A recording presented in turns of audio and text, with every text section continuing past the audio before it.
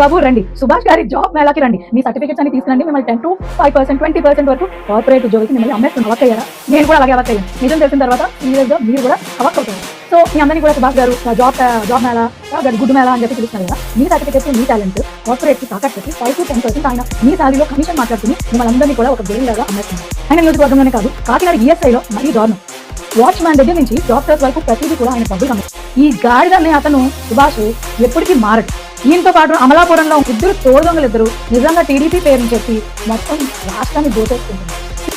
ప్రజల చేత ఎన్నుకోబడిన ఒక ప్రజాప్రతినిధిని గొబ్బాసలాడుతూ గాడిదను సంబోధిస్తూ నేను ఇష్టం వచ్చినట్టు మాట్లాడుతున్నాను. నేను కుటుంబ ప్రజలకు ఒకటే చెప్పదలుచుకున్నాను.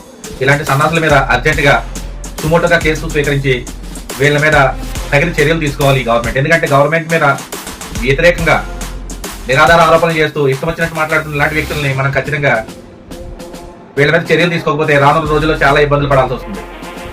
ఏదైతే ఇప్పుడు ఉన్నటువంటి కుటుంబ ప్రభుత్వం మీద విషం చెబుతూ తనకి నోటుకు వచ్చినట్టు నిరాధారణ ఆరోపణలు చేస్తూ తను చేస్తున్నటువంటి అనేక రకాలైనటువంటి ఆరోపణలు, దానికి ఎటువంటి ఆధారాలు లేకుండా ఇష్టం వచ్చినట్టు మాట్లాడటం అన్నది కూడా ఇది చాలా నీచమైన చర్య. ఇలాంటి వారి మీద ఖచ్చితంగా మనం కుటుంబ ప్రభుత్వం తరఫున చర్యలు తీసుకోకపోతే ఈ గవర్నమెంట్ మీద ఇలాంటి వాళ్ళు విషం కలుపుతారని తెలియజేస్తూ